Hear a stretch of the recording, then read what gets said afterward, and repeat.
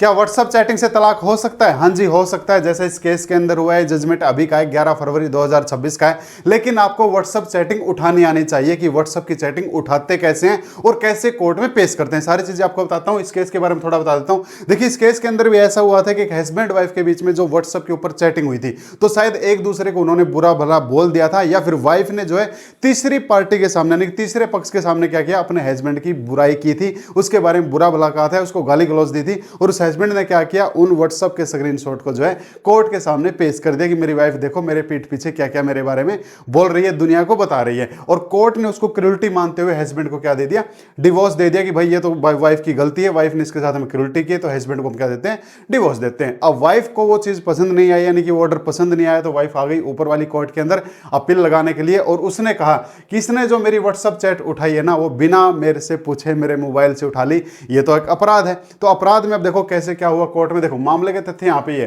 प्रतिवादी पति ने हिंदू विवाह अधिनियम की धारा फलाने फलाने के तहत में क्या लिया था, आवेदन किया था तलाक के लिए। और उक्त तलाक के आवेदन के लंबित रहने के दौरान प्रतिवादी पति ने, याचिकाकर्ता पत्नी, उसके रिश्तेदार और अन्य व्यक्तियों के बीच की गई बातचीत और व्हाट्सएप चैट की मोबाइल रिकॉर्डिंग लेने के लिए आदेश 7 नियम 14 सीपीसी के तहत एक और आवेदक दायर जो है उसने किया। उन्हें कोर्ट में एक आवेदन दायर किया कि मेरी वाइफ की जो व्हाट्सएप चैटिंग है वो कोर्ट में मंगवाई जाए। एक चीज और यहां पे बता देता हूं, देखिए अगर हम किसी पार्टी को कोई भी डॉक्यूमेंट मंगवाने के लिए अगर हम आवेदन करते हैं और सामने वाली पार्टी अगर वो डॉक्यूमेंट हमको प्रोवाइड नहीं करती, उसके बाद फिर हमारे पास जो डॉक्यूमेंट होते हैं हम वो कोर्ट में दिखा सकते हैं। और ऐसा ही यहाँ पे हस्बैंड ने किया था। अब उसको वो नहीं मिले तो आदेश 7 नियम 14 सीपीसी के आवेदन का विधिवत जवाब याचिकाकर्ता पत्नी ने इस आपत्ति का उठाते हुए कहा कि प्रतिवादी पति सस्पेक्टेड मानसिकता का व्यक्ति है और उसके द्वारा रिकॉर्ड पर लाने की मांग की गई कॉल रिकॉर्डिंग और व्हाट्सएप चैट उसके मोबाइल को हैक करके अवैध तरीकों से प्राप्त की गई थी, और इसलिए उस आवेदक को अस्वीकार करने के लिए प्रार्थना की गई है। और विद्वान परिवार न्यायालय ने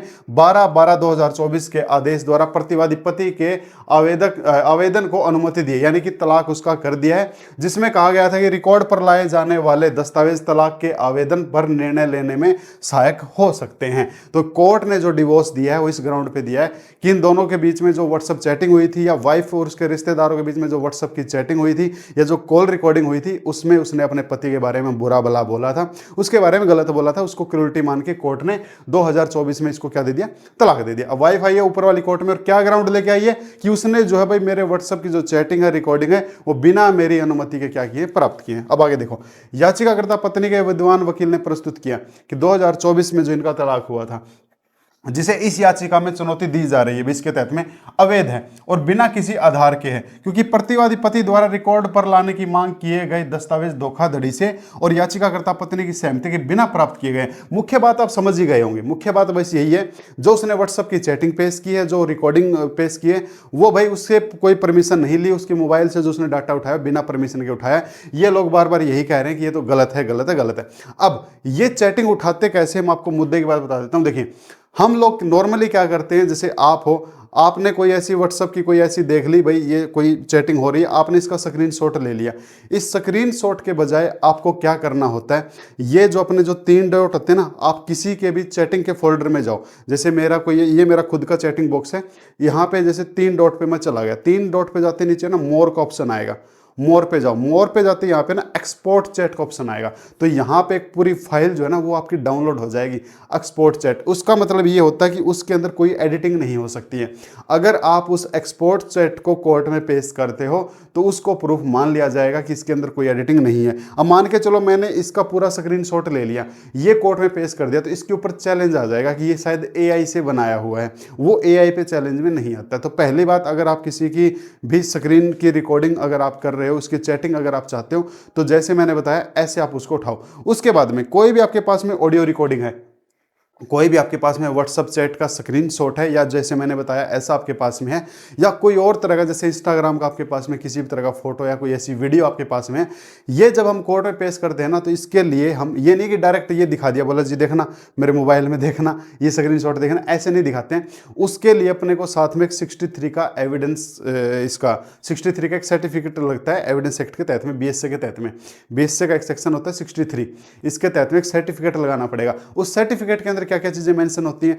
जो भी हम इलेक्ट्रॉनिक सबूत कोर्ट को दे रहे हैं, जैसे व्हाट्सअप चैटिंग दे रहे हैं, व्हाट्सअप की एक्सपोर्ट फाइल दे रहे हैं, या फिर हम इसका कोई कॉल रिकॉर्डिंग दे रहे हैं, वो हमको उस सर्टिफिकेट के अंदर बताना पड़ेगा कि हमने ये प्राप्त कैसे किया है।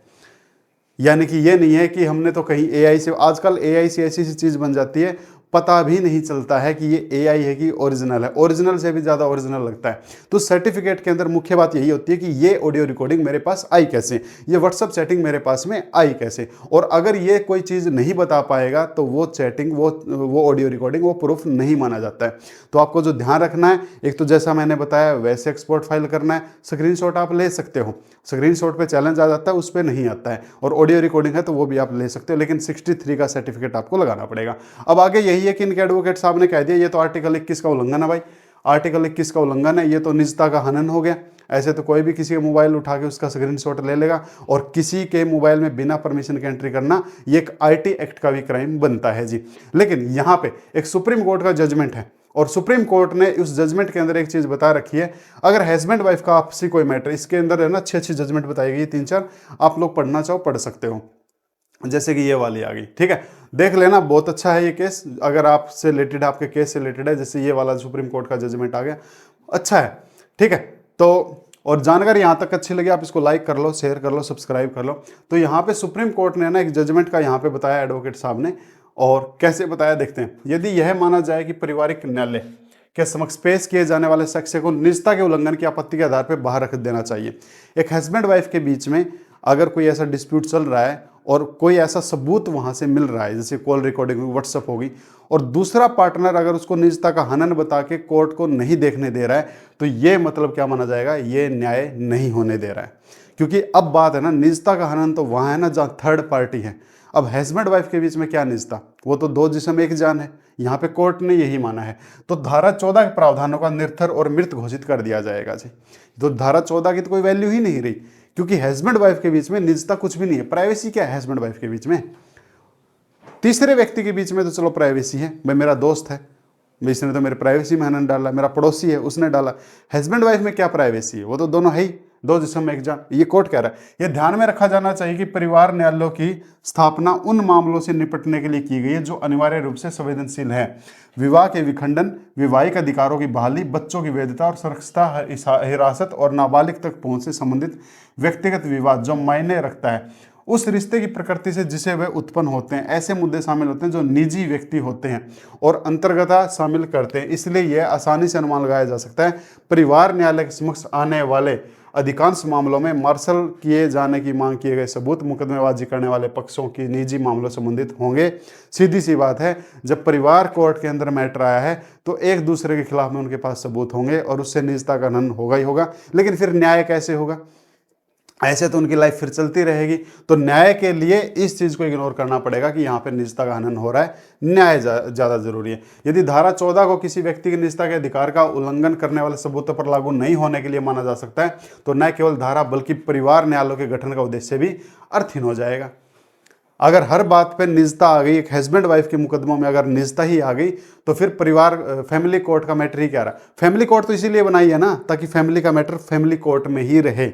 दूसरी कोर्ट क्यों नहीं देखती है फैमिली कोर्ट? इसलिए क्योंकि वो फैमिली की तरह उनके साथ में जो है ट्रीट करे और फैमिली के साथ उनकी तरह जो है भाई उनके जो है फैसले करें, न्याय करें। वहीं पे अगर प्राइवेसी आ गई तो फिर वो फैमिली ना तो फैमिली है और ना फिर वो फैमिली कोर्ट है। यहाँ पे ये फिर अर्थ ही नहीं हो जाएगा, उद्देश्य ही अर्थ ही नहीं हो जाएगा। और यहाँ पे फिर जो विभोर गर्ग वर्सेज नेहा, ये 2025 की जजमेंट है, सुप्रीम कोर्ट ने यहाँ पे भी यही कहा है कि भाई हस्बैंड वाइफ के एक दूसरे के जो कॉल रिकॉर्डिंग है, व्हाट्सएप चैटिंग है, वो कोर्ट में पेश किए जा सकते हैं। उसको निजता का अधिकार ना माना, निजता का अधिकार एक प्रासंगिक रेलेवेंट विचार नहीं है। तो कोई भी इलेक्ट्रॉनिक प्रूफ हम हस्बैंड और वाइफ के खिलाफ में दे रहे हैं कोर्ट के अंदर, वो कोई प्राइवेसी नहीं है। सुप्रीम कोर्ट का जजमेंट भी है। और इस प्रकार उपरोक्त तथ्यात्मक कानूनी चर्चा के मद्देनजर इस न्यायालय का विचार है कि ऑर्डर नंबर 7 नियम नंबर 14 CP के तहत प्रतिवादी पति के आवेदन की अनुमति देने वाले आदेश जो उसे इलेक्ट्रॉनिक दस्तावेज के रिकॉर्ड पर लागू होने की अनुमति देता है, पूरी तरह से उचित है और इस न्यायालय द्वारा किसी भी इंटरफेयर की आवश्यकता नहीं है। तदनुसार याचिका बिना किसी तथ्य के, इसलिए इसे खारिज कर दिया जाता है। इस पिटीशन को खारिज कर दिया। ये पिटीशन किसने लगाई थी? वाइफ ने लगाई थी। तो वाइफ की पिटीशन को खारिज कर दिया और कोर्ट ने क्या कहा, हम इस डिवोर्स पिटीशन पे इंटरफेयर करने की आवश्यकता नहीं समझते। यानी कि ट्रायल कोर्ट ने जो हस्बैंड को डिवोर्स दिया था वो मान्य है। और हाई कोर्ट ने क्या कर दिया, वाइफ की पिटीशन को रिजेक्ट कर दिया। और आपके पास में भी अगर ऐसी कोई चैटिंग है या कोई ऐसी इंस्टाग्राम की चैटिंग है, फेसबुक की चैटिंग है, या कोई अदर इलेक्ट्रॉनिक सबूत आपके पास में है जिससे आप भी अपना केस अगर विन करना चाहते हो तो आप कर सकते हो। बस आपको 63 का एक सर्टिफिकेट लगाना पड़ेगा। और चैटिंग कैसे उठाते हैं वो मैं आपको बता चुका हूँ, ऐसे आपको उठानी पड़ेगी। इसके अंदर फोटो वीडियो भी उठ जाती है, अगर किसी को लग रहा है जी फोटो वीडियो, वो भी आ जाएगी आपके इसके अंदर, ठीक है। तो उम्मीद करूंगा ये जानकारी आपको अच्छी लगी होगी। अच्छी लगी आप इसको लाइक कर लें, शेयर कर लें, सब्सक्राइब कर लें। फिर मिलते हैं अदर किसी जजमेंट के साथ में, उसके साथ में जो आप चाहो और आप क्या चाहते हो। कमेंट बॉक्स खुला है। Thank you.